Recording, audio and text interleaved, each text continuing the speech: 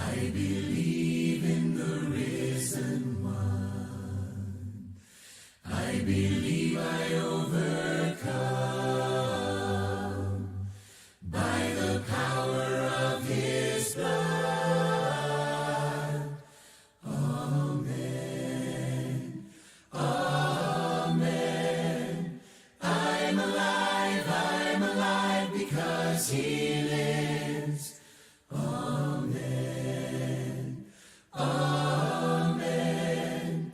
Let my song join the one that never ends, because he lives. I was dead in the grave. I was covered in sin and shame. I heard mercy call my name. He rolled the stone away. Amen. Amen. I'm alive because he lives. Amen. Amen. Let my song join the one that never ends, because he lives. I can face tomorrow, because he lives. Every fear is gone. I know he holds my life, my future in his hands. Amen. Amen. I'm alive because he lives. Amen. Amen. Let my song join the one that never ends. Amen. Amen. I'm alive because he lives. Amen. Amen. Let my song join the one that never ends, because he lives. Because he lives. My Savior lives.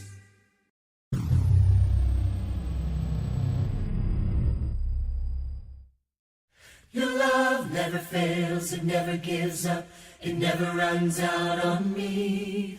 Your love never fails, it never gives up, it never runs out on me.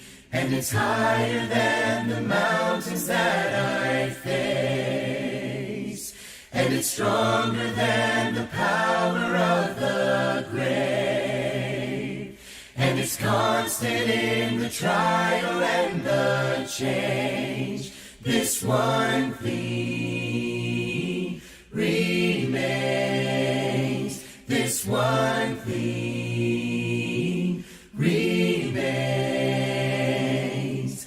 Your love never fails, it never gives up, it never runs out on me. Your love never fails, it never gives up, it never runs out on me. Your love never fails, it never gives up, it never runs out on me. Your love,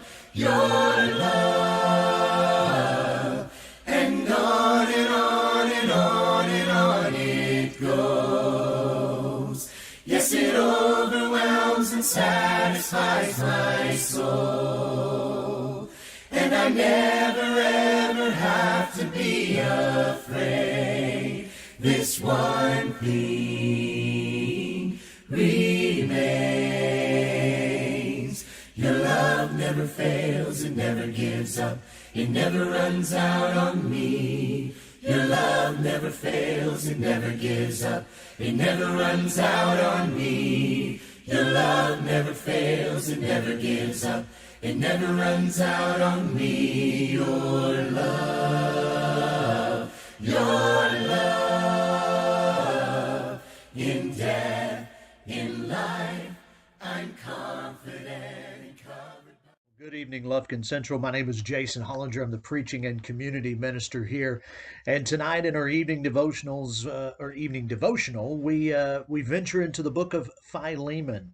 Um, there's a recurring theme here, a book written by Paul while in prison. And I will mention this, Philemon is Paul's shortest letter, but it does not fall short of a powerful message that we need to receive. And we're going to receive that message right after this time in worship. This is the season for new anointing. This is the season for fresh outpouring. That the sons and daughters of the King of glory may arise and shine. That the sons and daughters of the King of glory may arise and shine as we declare, this is the day, this is the day, this is the day that the Lord has made. I will rejoice, I will rejoice, I will rejoice and be glad in it. This is the day, this is the day, this is the day that the Lord has made. In the beginning God created, and for his pleasure all creation sings. Every son and daughter of the King of glory now arise and shine. Every son and daughter of the King of glory now arise and shine as we declare, this is the day, this is the day, this is the day that the Lord has made. I will rejoice, I will rejoice, I will rejoice and be glad in it. This is the day, this is the day, this is the day that the Lord has made. Let your glory fill the earth. Let your glory fill the earth. Let your glory fill the earth. Let your glory fill the earth as we declare, this is the day, this is the day, this is the day that the Lord has made. I will rejoice, I will rejoice, I will rejoice and be glad in it. This is the day, this is the day, this is the day that the Lord has made. King of glory, fill the earth. King of glory, fill the earth. King of glory, fill the earth. King of glory, fill the earth as we declare, this is the day, this is the day, this is the day that the Lord has made. I will rejoice, I will rejoice, I will rejoice and be glad in it. This is the day, this is the day, this is the day that the Lord has made. I will rejoice, I will rejoice, I will rejoice and be glad in it. This is the day, this is the day, this is the day that the Lord has made.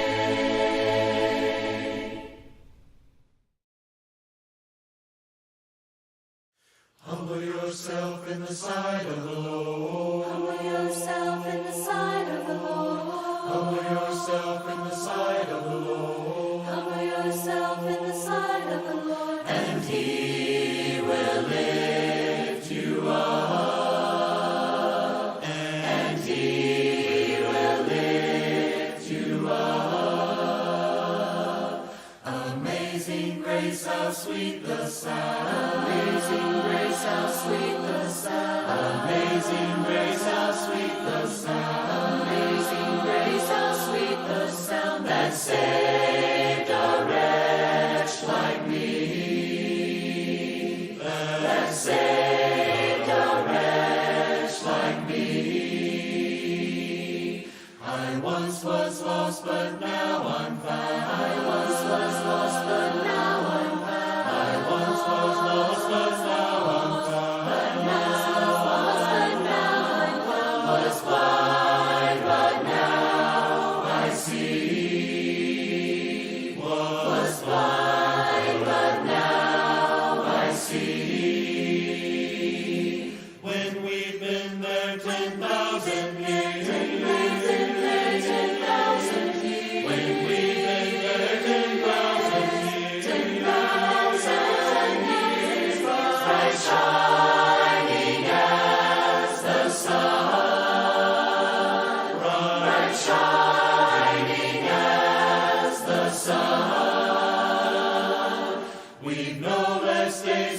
sing God's praise. We've no less days to sing God's praise. We've no less days to sing God's praise. To sing God's praises than when we first begun. Than when we first begun. So humble yourself in the sight of the Lord. So humble yourself in the sight of the Lord. Humble yourself in the sight of the Lord. Humble yourself in the sight of the Lord. And He will lift you up. I know. And He will lift you up. And He will lift you up.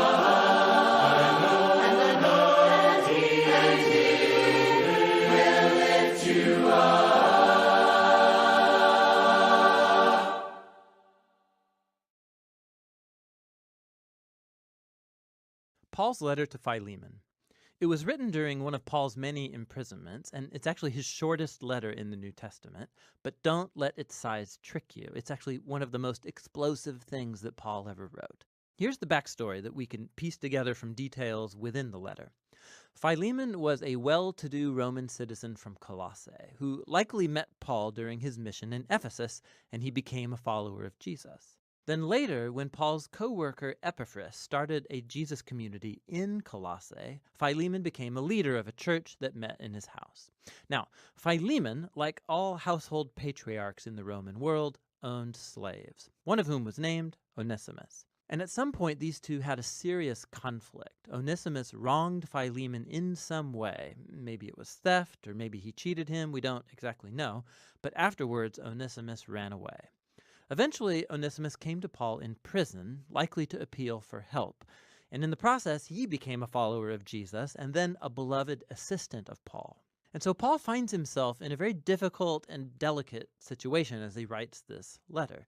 He's going to ask Philemon not just to forgive Onesimus and receive him back, but to embrace him as a brother in the Messiah and no longer as a slave. Here's how he does it. Paul opens with a prayer, first praising Philemon and thanking God for the love and faithfulness he's shown to Jesus, to his people. And he then paves the way for his request with this line: I pray that the partnership that springs from your faith may effectively lead you to recognize all the good things at work in us, leading us into the Messiah. Now, a key word here is partnership, or in Greek, koinonia. It means sharing or mutual participation. It's when two or more people receive something together and share in it, becoming partners. Paul's saying that faithfulness to Jesus means recognizing that all of his followers are equal partners who share together in the gift of God's love and grace. And for Paul, this experience of koinonia among Jesus' followers, it's not just an idea that you think about, it's something that you do in your relationships. Which moves Paul on to his request. He finally brings up Onesimus. He says that he's become Paul's child in prison, meaning that Paul led Onesimus to dedicate his life and allegiance to Jesus, and so Paul and Onesimus are now family members in the Messiah. He's been serving Paul faithfully in prison, and even though Paul wants to keep him around, he knows that this unresolved conflict with Philemon has to be reconciled if they say that they're followers of Jesus. Which moves Paul on to his bold request, that Philemon receive Onesimus back, no longer as a slave, but as more than a slave, as a beloved brother in the Lord. Now, this is a really tall order. Under Roman law, Philemon had every legal right to have Onesimus punished or put in prison, and Paul's not only asking him to forgive Onesimus, but to welcome back his former slave into Colossae as a social equal, as a family member. This is way more than kindness. This is unheard of. It's freeing a slave and then treating them like a family member. It upsets the status quo of the Roman social order. Why should Philemon do such a thing? And here Paul pulls a brilliant move. He recalls that key word from the opening prayer. He says, if you're truly a partner with me, it's that Greek word koinonia again, then welcome Onesimus as if he were me. And if he's wronged you or owes you anything, charge it to me and I will repay it. So in this request, we see the heart of Paul's gospel message being acted out. It's first of all about reconciliation. It's just like he told the Corinthians. In the Messiah, God was reconciling the world to himself, not counting people's sins against them. So in this situation, Paul is putting himself in the place of Jesus. He will absorb the consequences of Onesimus' wrongdoing. He will pay the cost so that he can be reconciled to Philemon. But Paul's message was about more than just a legal transaction. It's also about koinonia.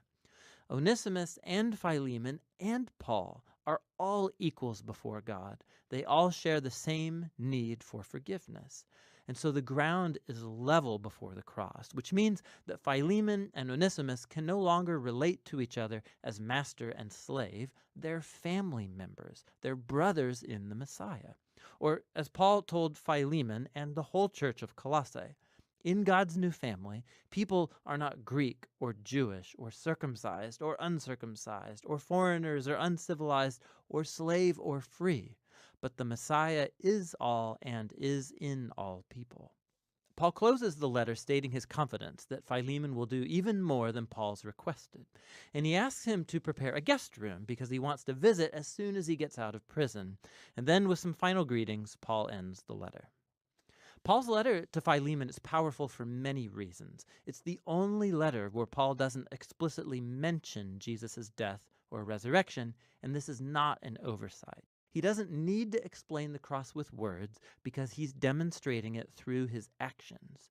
Paul's embodying here the meaning of the cross. He has made himself the place through which Onesimus and Philemon are reconciled to God and then to each other.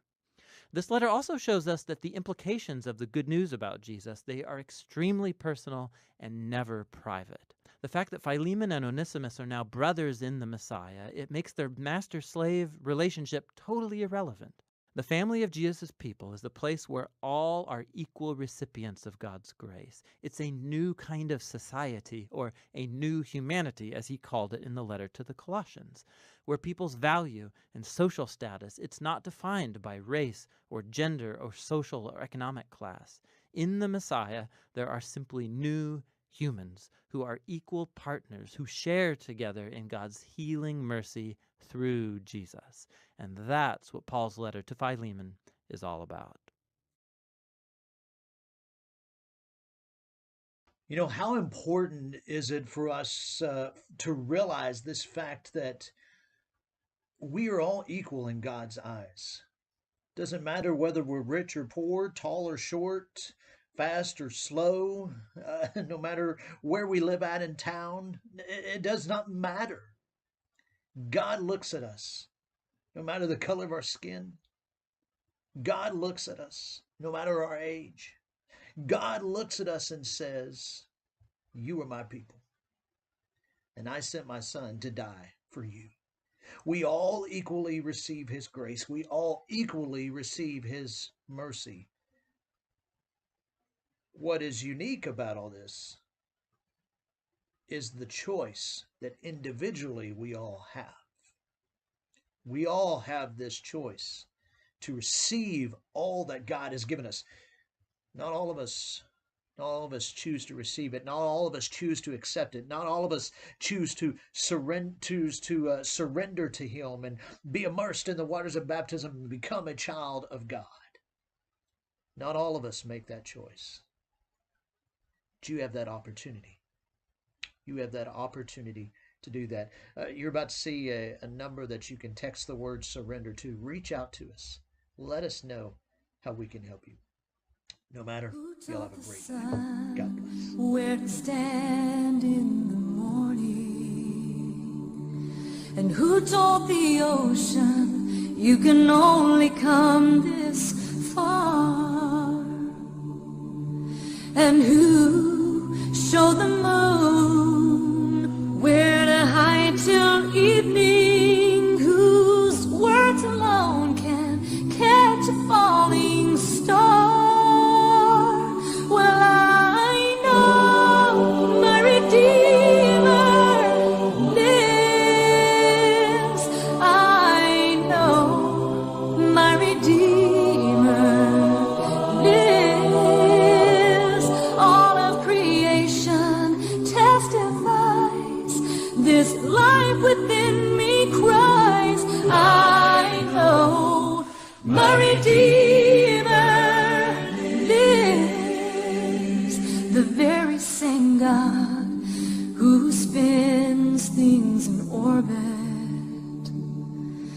runs to the weary, the worn and the weak. And the same gentle hands that hold me when I'm broken, they conquer death to bring the victory. Well, I know my Redeemer lives. I know my Redeemer lives. All of creation testifies, this life within me cries, I know my Redeemer lives. I know my Redeemer lives. I know my Redeemer lives. All of creation testifies, this life within